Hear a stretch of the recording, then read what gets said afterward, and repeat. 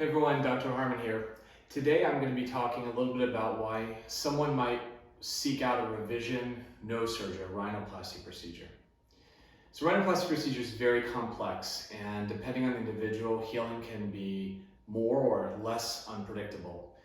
And so there are two really major reasons why someone might seek a revision procedure months or years after their first, or even second, or even third. The first reason is functional, meaning they have new problems breathing through their nose, or the problems they had breathing through their nose weren't fixed with the initial procedure. That can be due to incomplete surgery, but it can also be due to abnormal healing or scarring that can cause collapse of the cartilage and bone in the nose. And it requires additional grafting, sometimes coming from the ear or the rib or a cadaveric cartilage piece, in order to reconstruct the nose, restore as much of the shape as possible, and to structurally support it so breathing can be restored. Another reason why someone might seek out a revision nose surgery or revision rhinoplasty procedure is because they dislike the changes that occurred to the nose. Maybe they initially liked the results, and additional scarring or changes associated with the healing process changed that.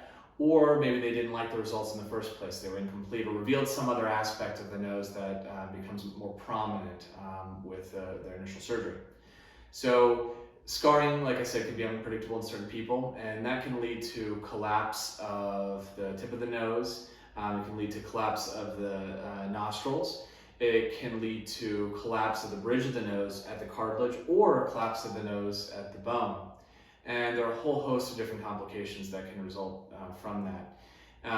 It is more likely to happen with surgery that is overly aggressive, that over-resects, but that's not always the case. Sometimes abnormal healing or aggressive scarring that's out of the control of anyone can lead to these changes. Needless to say, it can be really concerning to patients. The other thing might be, for example, someone might have the bridge of their nose reduced, straightened, or even brought down in almost a ski slope pattern. And if the nasal tip is over projected, then that can be revealed as a result of bringing down that nasal tip because, or the nasal bridge, because if the bridge was high, the nose would look less projected or less long. And when it's brought down, that sort of overly projected nasal tip is revealed. All of these things make for a procedure that's more complex than the previous procedure or the initial procedure. It requires detailed understanding of the anatomy, an ability to understand what you may find when you lift everything up and take a look to correct it, and then having a good sense of what you need to do in a situation where maybe there is more damage or more problems than you expected. So having a backup plan and a backup to that backup plan when you're in surgery, it's really, really important. It's also important to talk to people about the fact that when you've had a previous surgery, the lymphatic drainage system and the vascular supply to the skin and tissue is less robust than before, and that happens with any surgery. It's very natural.